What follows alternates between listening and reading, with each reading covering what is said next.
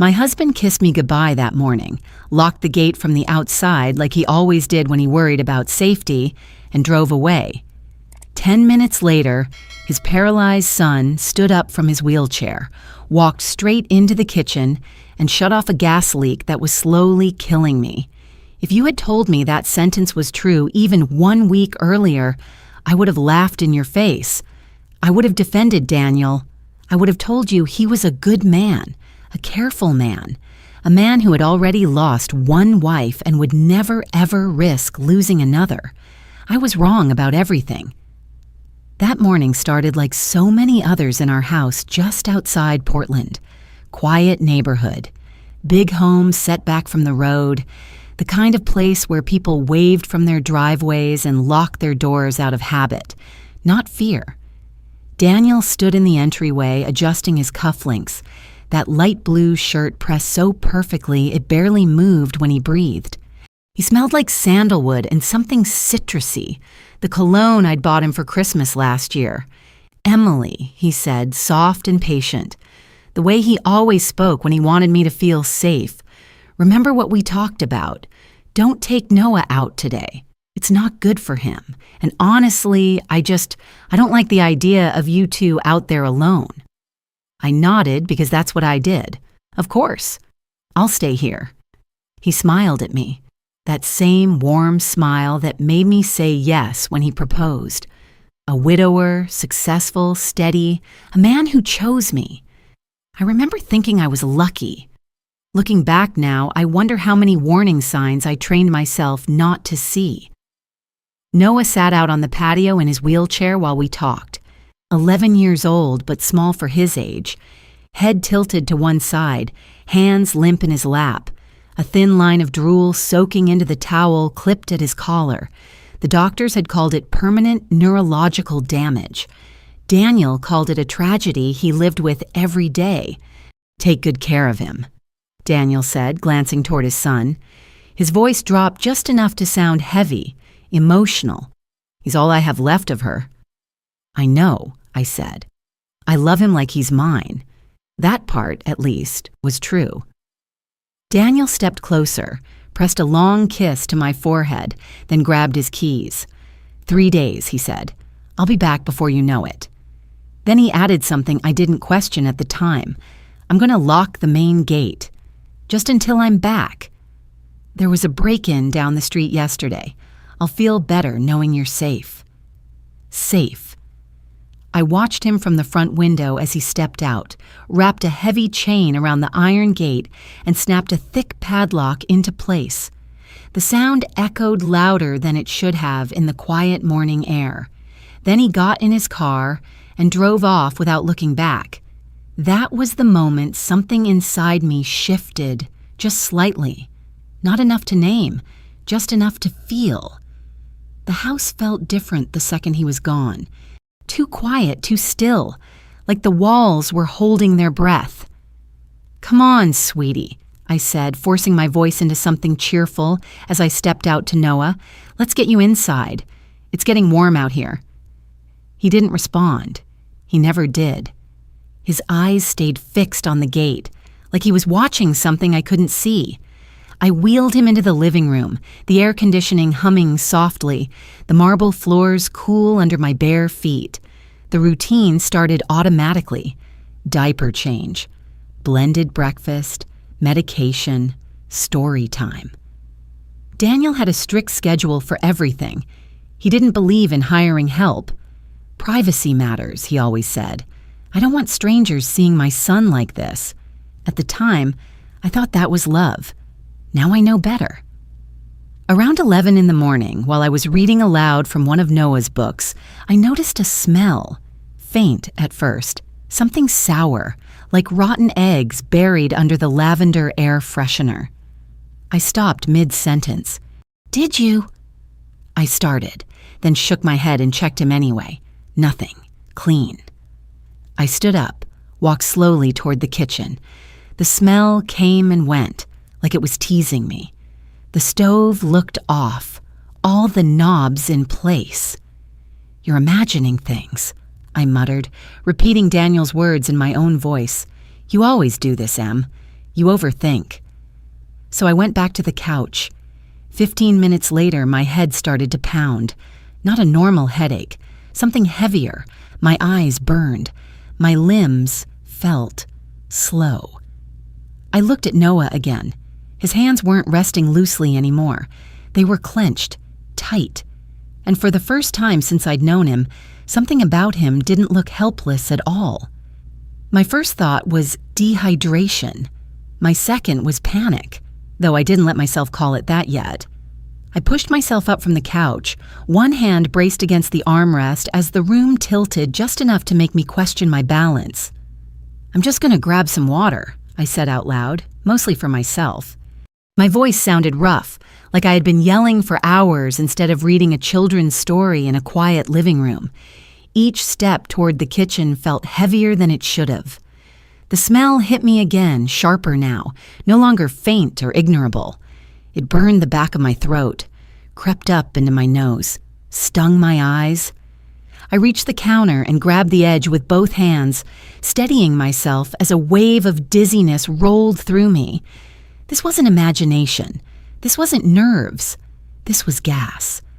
My heart slammed hard enough to hurt. "No," I whispered, the word catching halfway out of my mouth. I dropped to my knees in front of the cabinet beneath the stove, fumbling with the handle. My fingers didn't feel like mine anymore. They were slow, clumsy, like I was wearing someone else's hands. When I pulled the cabinet open, the sound hit me first. A hiss. Soft, steady, deadly. The smell exploded outward, thick and choking. I recoiled instinctively, coughing, one hand flying up to cover my mouth. The gas line connection was crooked, the metal fitting not quite seated the way it should have been. Even through the haze creeping into my brain, I could see it clearly. It hadn't slipped. It had been loosened. Oh my God, I choked, forcing myself closer again. I reached for the valve, but my vision swam, black spots dancing at the edges. My grip slipped. My knees buckled. The cold tile rushed up to meet me, and suddenly I was on the floor, my cheek pressed against it, my body refusing to respond the way I needed it to. I tried to move. I really did. I tried to push myself up, to crawl, to do anything, but my arms felt like they were filled with sand, my lungs pulling in air that didn't seem to hold any oxygen at all. Every breath made the dizziness worse. My chest tightened, panic finally breaking through the fog. Noah. The thought hit like a spark in the dark. Noah was still in the living room. I opened my mouth to call his name, but the sound that came out was barely a whisper. Noah.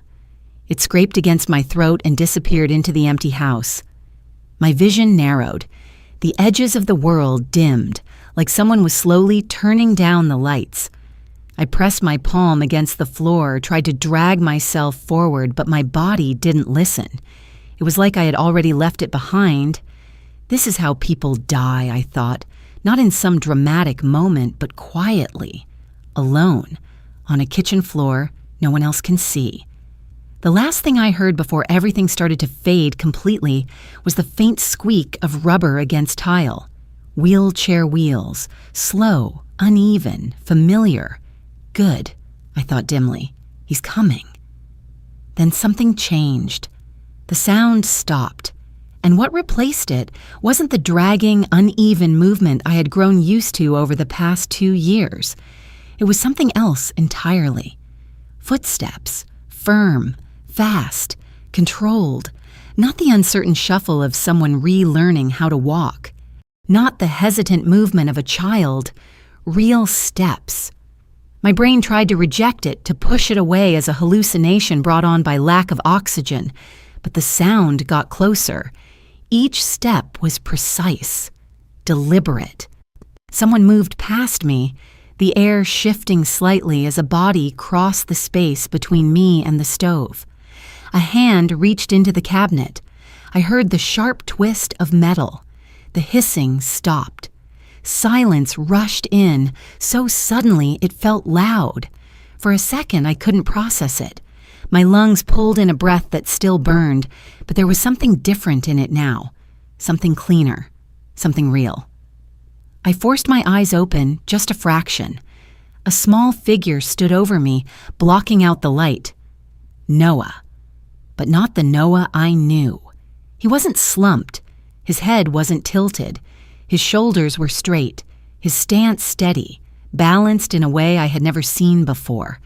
There was no drool, no vacant stare.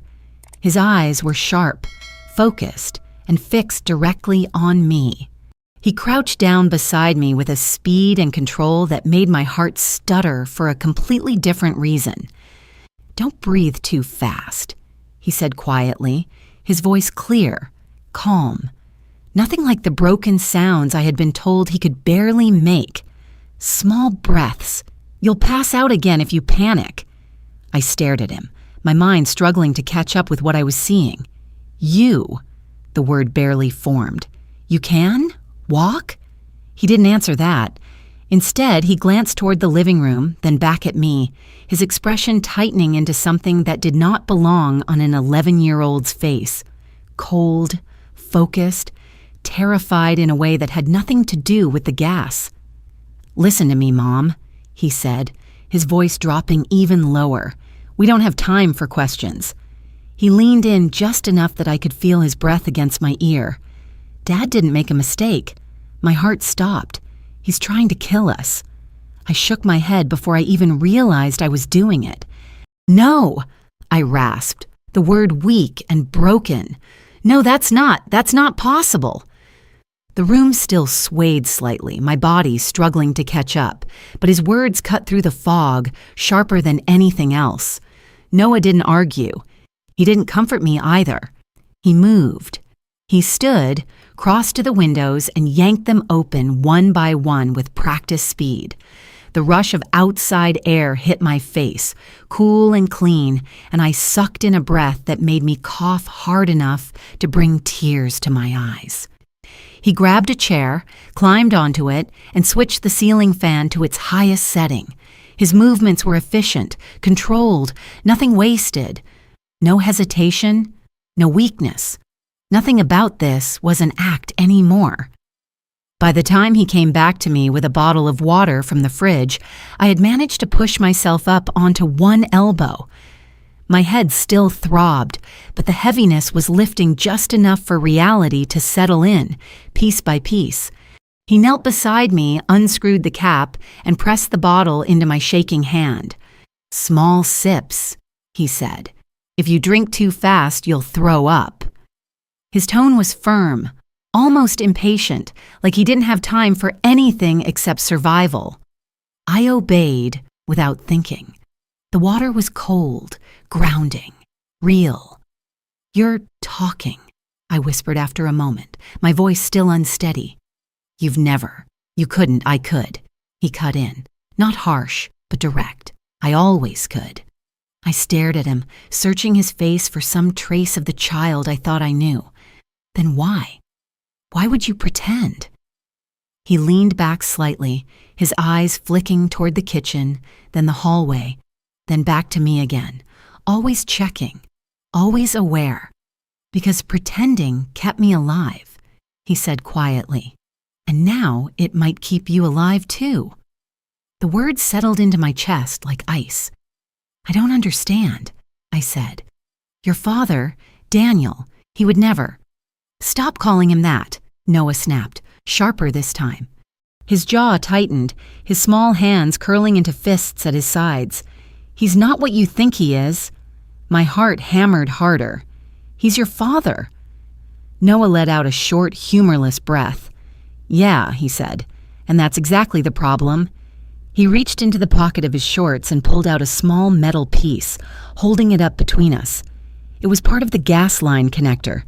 Even through my lingering dizziness, I could see the fresh scratches on the bolt, the missing rubber seal. "This didn't just come loose," he said. "Look at it. Someone used a tool, a flathead screwdriver, and they took out the seal so the gas would leak faster." My stomach dropped. Maybe it was old," I said weakly. "Maybe it just, Mom." His voice softened slightly, but there was something heavy behind it. You've lived with him for 2 years. Does he forget things like this? Images flashed through my mind without permission. Daniel straightening picture frames that were barely crooked, rearranging bookshelves by color and size, getting irritated if a cabinet door wasn't fully closed. No, he didn't forget anything. So then why? My voice trailed off, the answer forming before I could finish the question. Noah didn't make me say it. He loosened it before he left, he said. Locked the gate so you couldn't get out. Told you not to open windows. Made sure everything was sealed. He met my eyes, his expression steady and terrifyingly certain. He expected you to pass out. My throat tightened. And you, I said, barely breathing, he wouldn't do that to you. Noah held my gaze for a long moment. He thinks I can't move, he said. He thinks I'm just furniture. His lips pressed together briefly. He wouldn't see me as a threat. A chill ran down my spine. And if you were really like that, I whispered, you'd be dead right now, he said simply. Both of us. Silence fell between us, thick and suffocating in a completely different way now. The house, once just quiet, felt like it was watching us. I shook my head again, slower this time, tears starting to blur my vision. No, I said. Daniel loves me. He took care of you all those years. He didn't take care of me, Noah said, cutting me off again. This time his voice trembled, just slightly. Not with weakness, but with something deeper, older. He controlled me. I froze. What do you mean? He looked down at his hands for a second, then back up at me, and for the first time since this started, I saw something crack through that controlled exterior. Fear. I was never paralyzed, he said. The words landed harder than anything else he had told me. My legs were broken after the accident, he continued. Quieter now, but they healed. About a year later. My breath caught. Then why would you? Because my mom didn't die in an accident, he said. The world tilted again, but this time it had nothing to do with gas. She died because he cut the brake line, Noah whispered. I saw him do it. Everything inside me went completely still, and I knew, he said, his voice barely audible now. If I ever looked strong or smart or normal, he swallowed hard. I'd be next. I couldn't breathe, and this time it had nothing to do with the gas. No, I whispered again, but it sounded different now, hollow, like something already broken. Noah, that's not something you can just... I remember everything, he said quietly. Not defensive, not emotional, certain. He told me to stay in the back seat. He said he needed to check something under the car. I saw him there, messing with something near the wheel. I didn't understand what it was then. I do now. My hands started to shake all over again. And your mom? My voice cracked. She died on impact, he said. No tears, no hesitation. The car didn't slow down when she hit the brakes.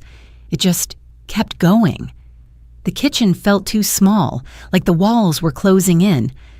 But the police, I started. Called it an accident, he finished for me. Brake failure. Tragic. No one looked twice at a grieving husband with a disabled kid. He gave a short, bitter exhale. He played that part really well. My stomach turned. I pressed a hand to my chest, trying to steady the racing in my heart. Why didn't you tell anyone? I asked. A teacher, a doctor, anyone. And say what? He shot back, not loudly but with sharp precision. That I saw my dad do something to a car? I was 8. He controlled everything. Who I saw, what I said, what doctors I went to. He looked at me, his eyes dark with something far too old for his face. He made sure no one would believe me. A memory surfaced without warning. Doctor visits where Noah never spoke. Daniel answering every question. The way he gently squeezed Noah's shoulder before the doctor entered, like a silent reminder. I felt sick. "So you pretended," I said slowly. "I learned fast," Noah replied. "The weaker I looked, the safer I was. People ignore things they don't see as a threat." He ignored me. His jaw tightened. That was his mistake.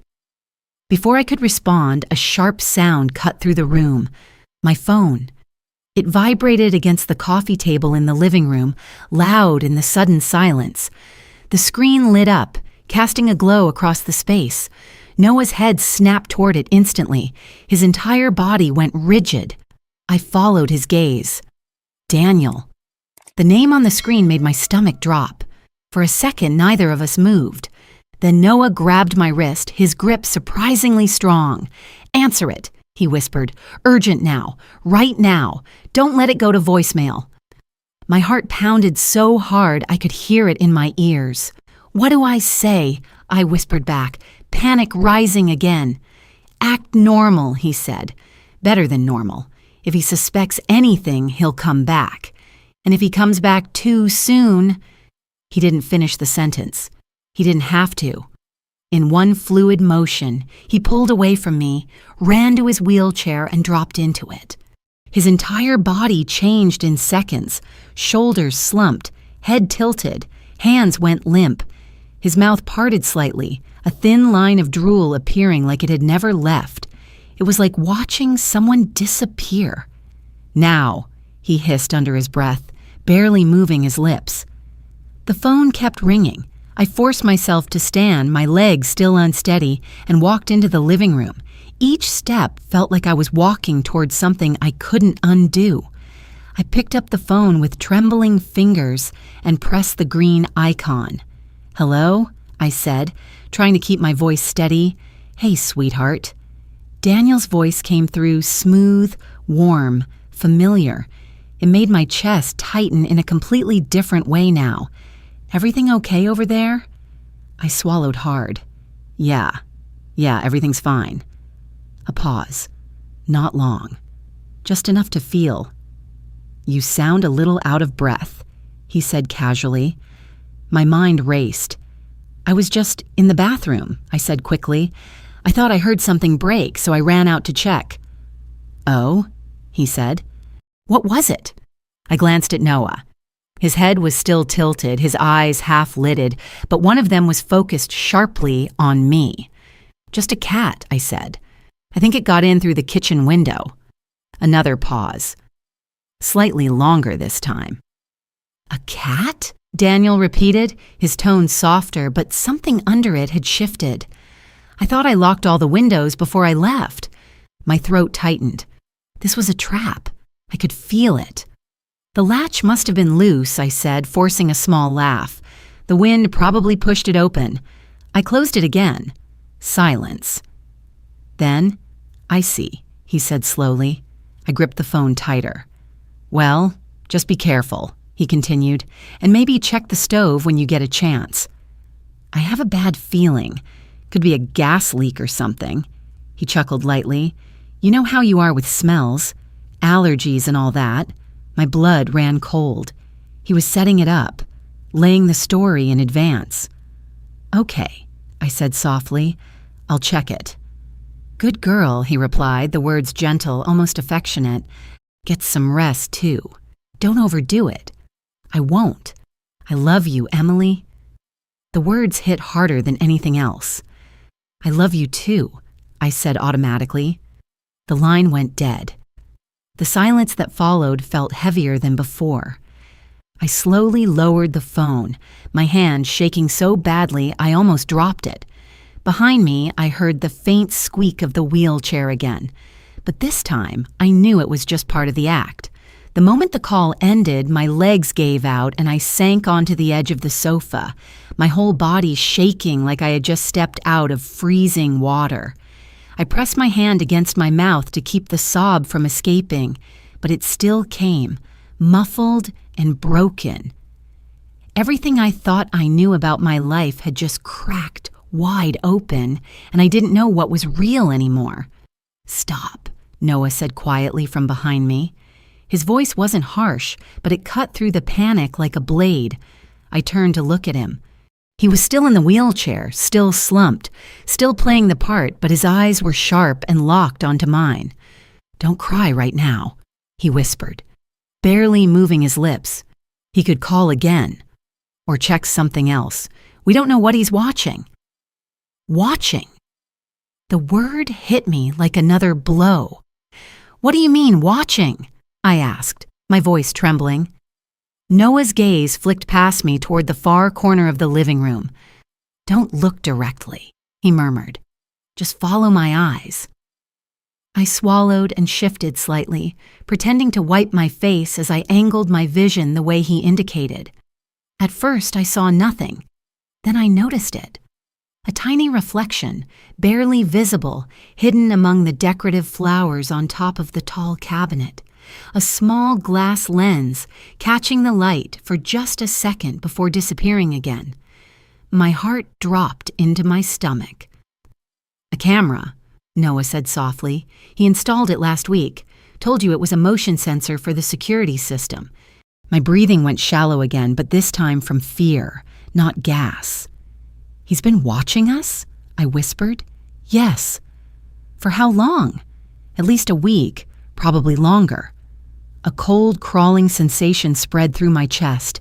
Every moment, every conversation, every private second in this house. Nothing had ever been private. Then he saw, I started. "He saw you answer the phone," Noah said. "He saw you standing. He saw you not dead." His jaw tightened, and he didn't sound convinced. My hands clenched into fists. "So what do we do?" I asked. "We can't just sit here and wait for him to come back." "We're not going to wait," Noah said. "We're going to make him believe everything is still going according to his plan." I stared at him. "How?" He didn't answer right away. Instead, he slowly straightened his posture just enough to look like he was adjusting himself in the chair, still staying in character for the camera. Then he leaned slightly toward me. "We give him a show," he whispered. Before I could respond, my phone buzzed again in my hand. A text. My breath caught as I looked down at the screen. "Honey," I checked the camera feed. "The living room looks dark. Is the power out? Try turning on a lamp. I want to see Noah." My stomach twisted. "He's testing us," Noah said instantly, his eyes flicking to the phone. "The power isn't out. He probably switched the camera mode to make it look dark. He wants you to move in front of it." I felt my pulse spike again. "What do I do?" Noah's expression hardened. "We make him believe you're getting worse." He shifted slightly, then did something that made my breath hitch. He grabbed the collar of his shirt and tore it just enough to look disheveled. Then he leaned forward, his voice low and urgent. "Slap me." "What?" I whispered, horrified. "Slap me," he repeated. "Then start yelling. Act like you're confused, dizzy, losing control. Make it real." "I can't." My voice broke. "You have to," he said, his eyes locking onto mine. "If he thinks you're fine, he comes back faster. If he comes back ready, we don't stand a chance." My hand hovered in the air, trembling. Noah didn't flinch. "Do it," he said softly. "Now." I closed my eyes for a split second, then swung my hand. The sound cracked through the room, sharp and loud. His head snapped to the side, his cheek instantly flushing red. For half a heartbeat, I saw the real pain there. Then it was gone. His body collapsed inward, his mouth opening as a broken, uneven cry tore out of him. His limbs went slack again, his head lolling to the side exactly the way I had seen 1,000 times before. It was perfect, and it broke something inside me. I stumbled forward, letting the dizziness I still felt take over. "Stop it," I shouted, clutching my head. "Just stop. I can't think." I moved into the center of the room, directly in front of the hidden camera. "My head," I gasped, my voice shaking, raw. It hurt so bad. "What is that smell? What is wrong with me?" I threw myself onto the sofa, twisting, letting panic bleed into every movement. "Daniel!" I cried out, loud enough for any microphone to catch. Daniel, I don't feel right. Something's wrong. Please. My phone buzzed again. I grabbed it with shaking hands. Sweetheart, calm down. I can see you. You're okay. Just lie down. You probably inhaled something. Try to sleep it off. Sleep. The word felt like a death sentence. I stared at the screen, my heart pounding, my body still shaking. And for the first time, I truly understood. He wasn't coming back to save me. He was waiting for me to die. I stared at the message until the words blurred together, my hands trembling so badly I almost dropped the phone. Sleep it off, like it was a headache, like it was nothing. Like he wasn't sitting somewhere watching me slowly die and waiting for it to happen. I forced my breathing to stay uneven, my body still curled on the sofa in full view of the camera. Okay, I whispered hoarsely, loud enough to be heard. I'll lie down. Another message came almost instantly. Good. Don't move around too much. You'll feel better soon. And don't open any doors or windows, okay? Just rest. Don't open anything. I swallowed hard, my throat tight. Okay, I said again, my voice breaking just enough to sound convincing. I let the phone slip from my hand and fall onto the cushion beside me, then slowly rolled onto my side, clutching my head like I was in pain. My body shook, but now it wasn't all acting. The fear was real, crawling under my skin, tightening around my chest. A few seconds passed, then I felt it. Noah's presence again, quiet, controlled. He moved the wheelchair just enough to stay in frame, still slumped, still broken. But his eyes shifted toward me, sharp and calculating. He gave the slightest tilt of his head toward the hallway. Out of sight. I forced myself to sit up slowly, groaning as if it hurt. I'm going to be sick, I muttered loudly, making sure my voice carried. I need the bathroom. I pushed myself off the sofa, staggering just enough to sell it, and moved toward the back hallway. Every step felt like I was walking through thick water, not because I had to act, but because my body still hadn't fully recovered. The moment I crossed the threshold and disappeared from the camera's line of sight, everything changed. Noah was out of the chair in seconds. He grabbed my arm and pulled me the rest of the way down the hallway, moving faster than I could have managed on my own.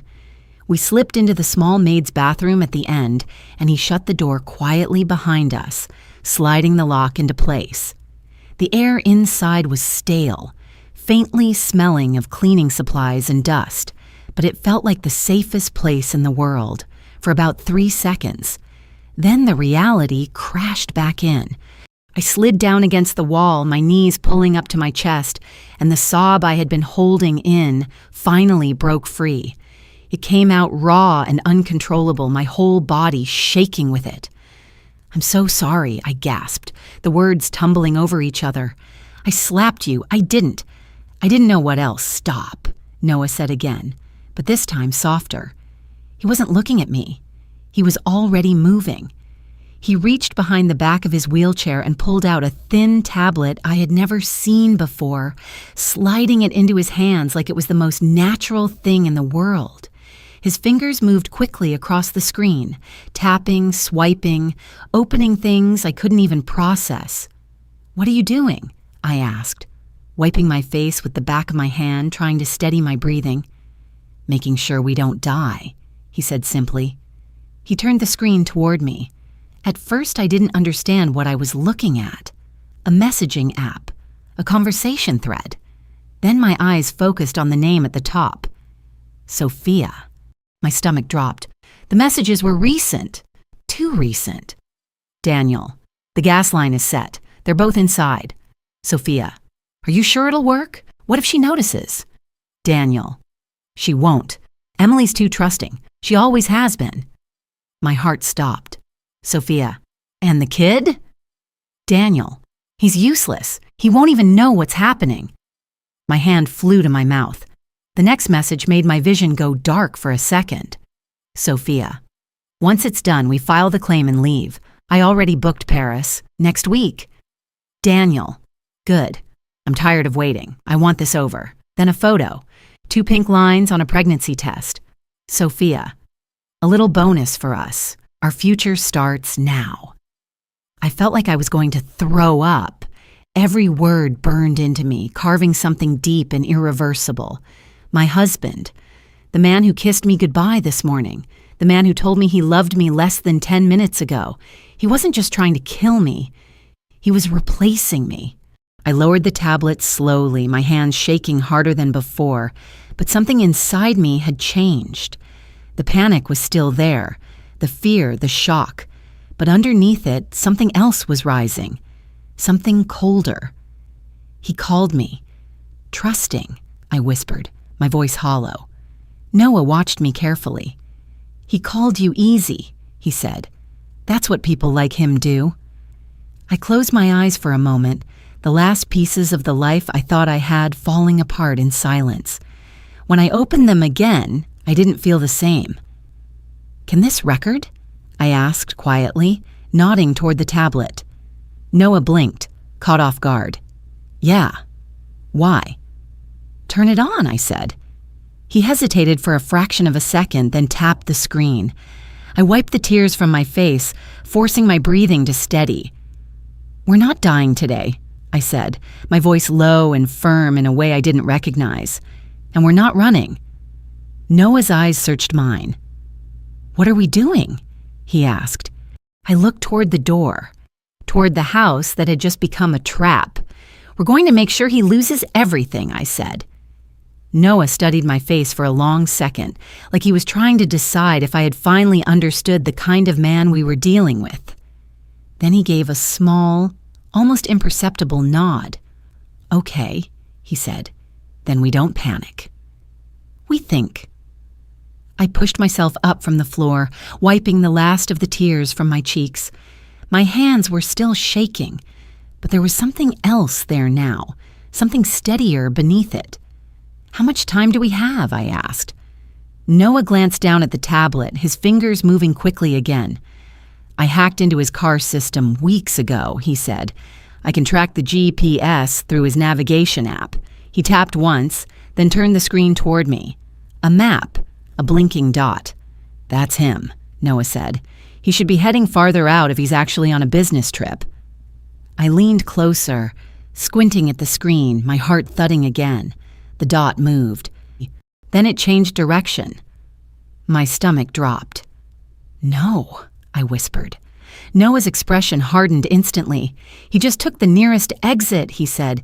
He's turning around. The room seemed to shrink around us.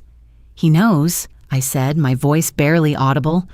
Maybe, Noah replied. Or maybe something didn't look right on the camera. Either way, he's coming back. How long? I asked, my pulse racing. Noah checked the map again.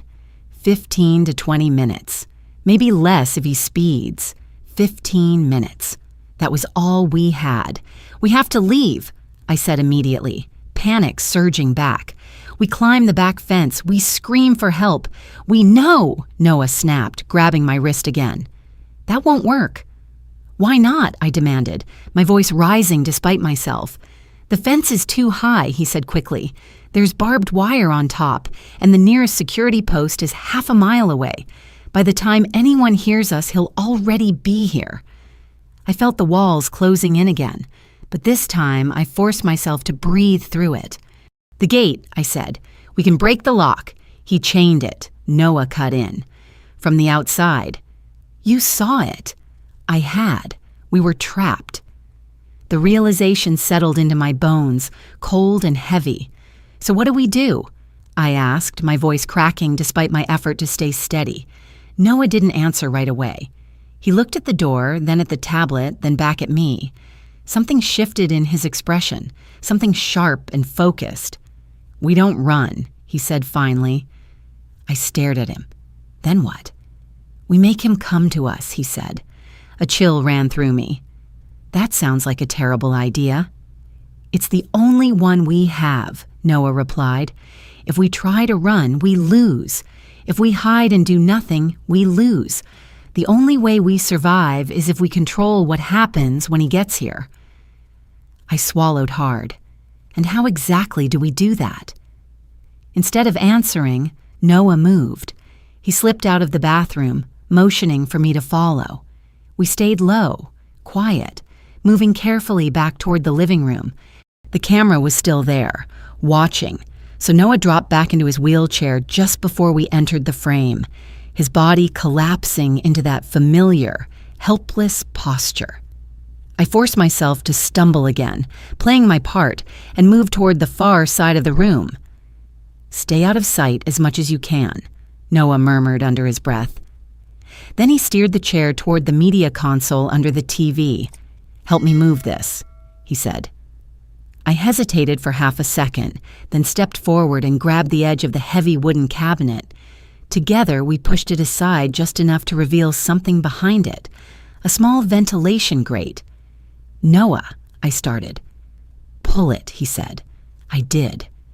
The metal came loose with a soft scrape, revealing a hollow space behind the wall. Tucked inside was an old tackle box. Noah reached in and pulled it out, setting it on the floor. "What is this?" I asked, my voice low. "A backup plan," he said. He flipped it open. Inside wasn't fishing gear. There was a small hammer, a box cutter, a bottle filled with a dark liquid, and something that made my breath catch. A stun gun. "Noah," I whispered, my eyes widening.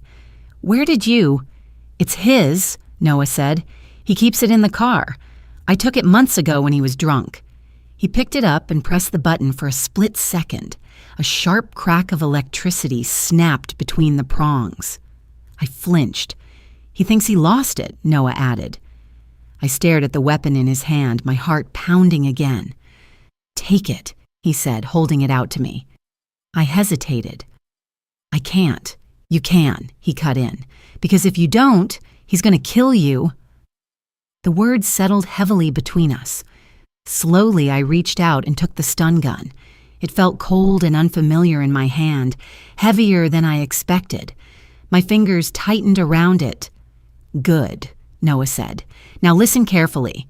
He moved the overturned wheelchair toward the pantry door and tipped it just enough to make it look like it had fallen. "We're going to hide in there," he said, nodding toward the pantry.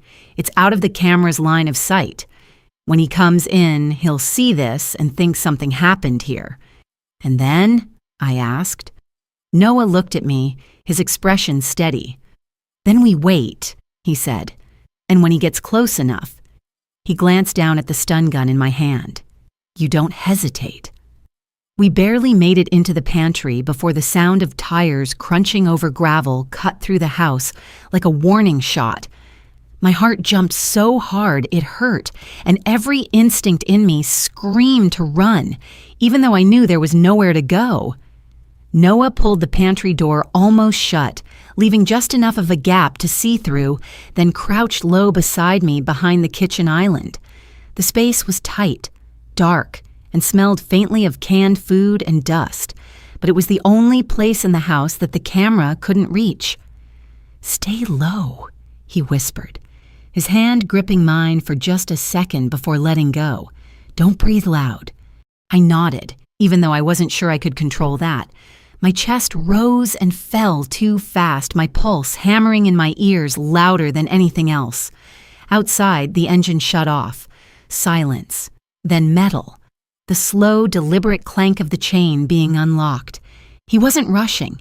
He wasn't panicking. He was confident. The front door opened. Footsteps echoed across the marble floor, each one measured, controlled. Not the sound of a man returning home, but something else entirely. Something colder. "Emily?" Daniel's voice carried through the house, stripped of the warmth I had heard on the phone. Flat, empty. I squeezed my eyes shut for a second, forcing myself not to answer. "Emily," he called again, sharper this time. No response. He moved farther in.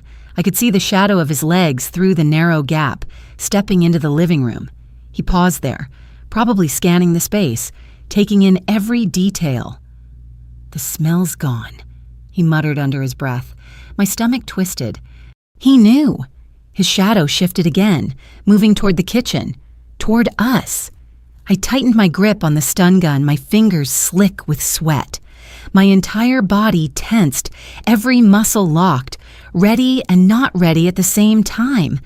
Then something hit the floor, a heavy metallic clang. I peeked through the gap just enough to see. Daniel wasn't holding his briefcase. In his hand was a tire iron. My breath caught. He stepped closer, kicking Noah's wheelchair out of his way like it was nothing. It slammed into the wall with a loud crack. "Useless kid," he muttered, his voice dripping with contempt.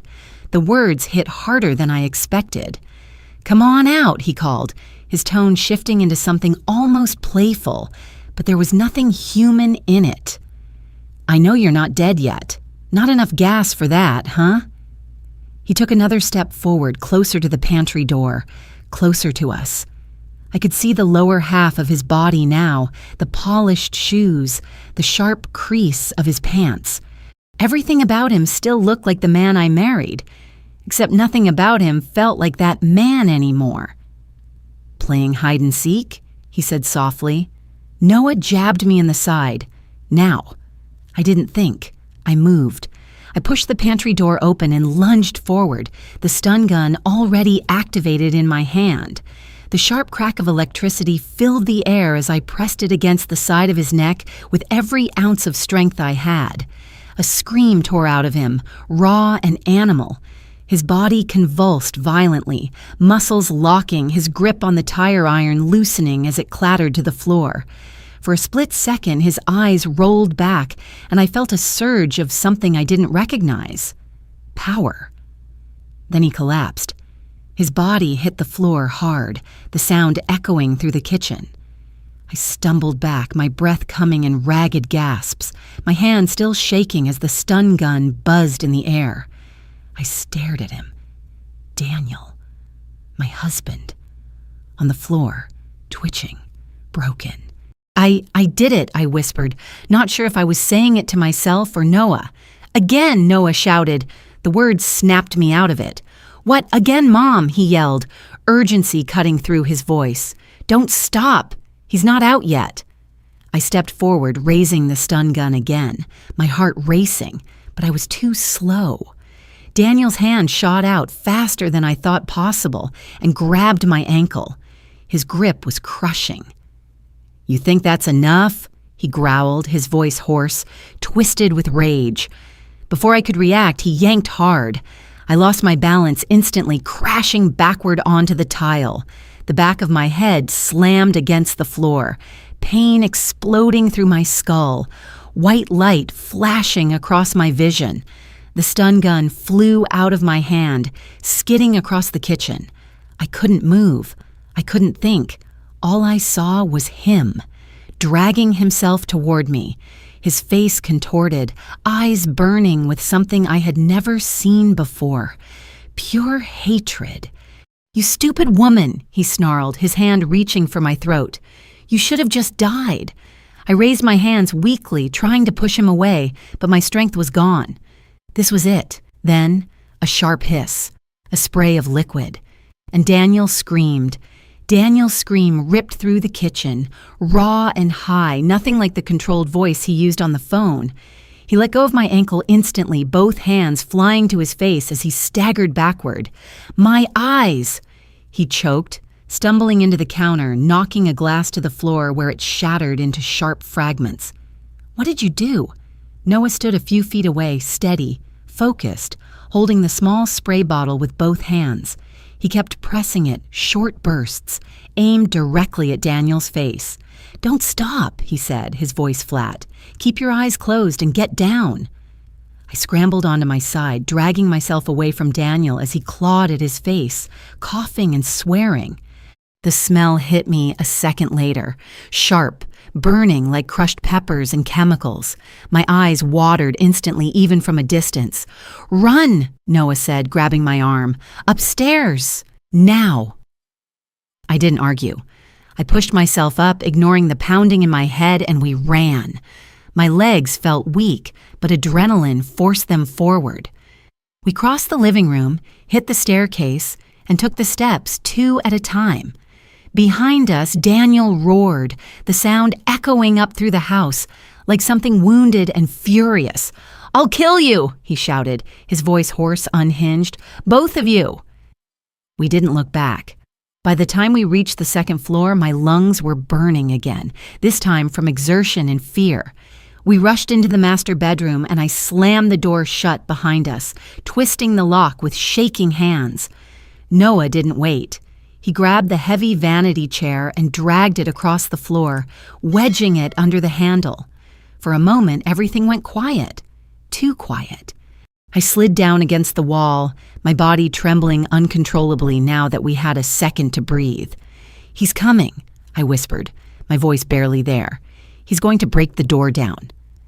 Noah didn't answer right away. He moved toward the door, pressing his ear against it, listening. His face was tense, his whole body still, like he was trying to read something in the silence. Then his expression changed. "Wait," he said. "What?"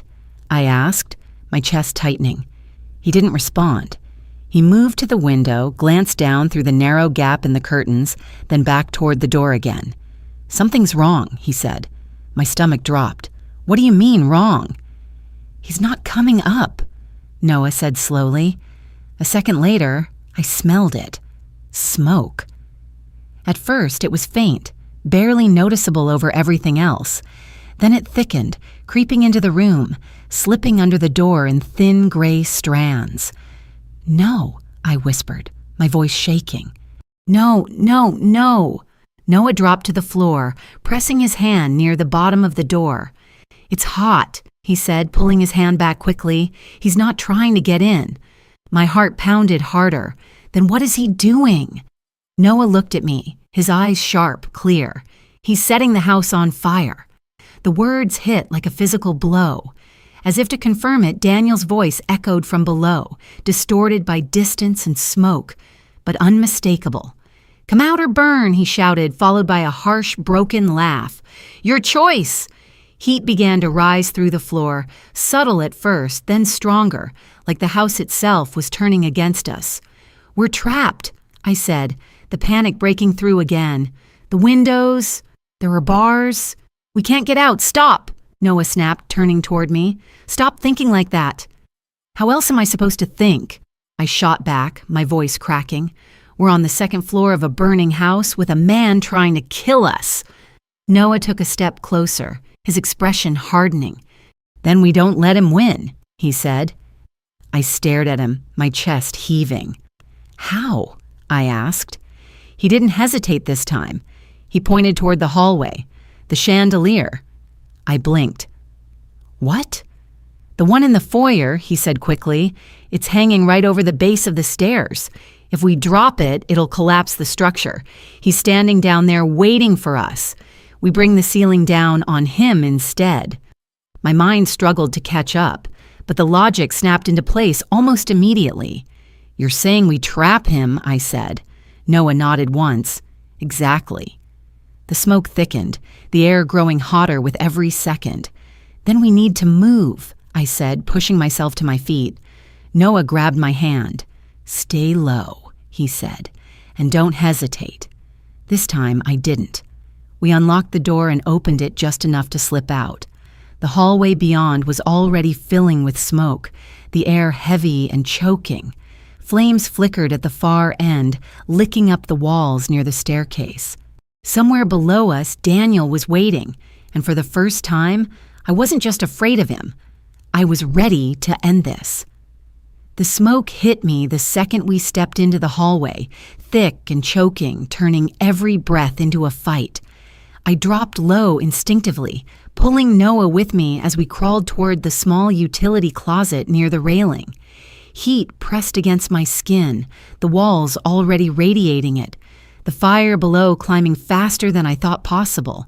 "Here," Noah said, his voice tight but steady as he worked the closet handle with a bent piece of wire he had pulled from his pocket. It clicked open in seconds. Inside, the mechanism that anchored the chandelier chain came into view, bolted into a steel bracket overhead. The chain itself was thick, heavy, designed to hold something massive. "We need to break that," Noah said, already reaching for something. "There's no tools," I said, my voice strained as I tried to keep my breathing under control. He grabbed a small brass figurine from a nearby table and slammed it against the bolt. The sound rang out sharp and metallic, echoing down the hallway. Below us, Daniel heard it. "Well, well," his voice called up through the smoke, distorted and mocking.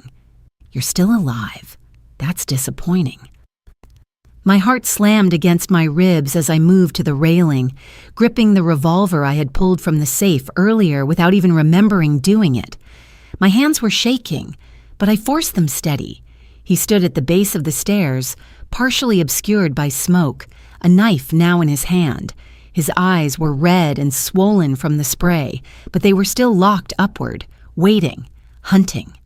"Come down," he called, his tone almost playful. "Let's finish this properly." "Almost," Noah whispered, striking the bolt again. "Almost." The metal groaned, the rust giving way slowly. Daniel took a step onto the staircase, then another. "Time's up," he said. I raised the gun, my arms trembling as I aimed it directly at him. "Stop!" I shouted, my voice raw but loud. "Don't come any closer." He paused. Then he laughed. "You?" he said, shaking his head. "You can't even hold that steady. You think you can pull the trigger?" For a split second, doubt flickered. Then I remembered the messages, the gas, the way he told me to sleep. My grip tightened. Behind me, Noah struck the bolt one last time. A sharp crack echoed through the hallway. The chain snapped loose. "Now!" Noah shouted.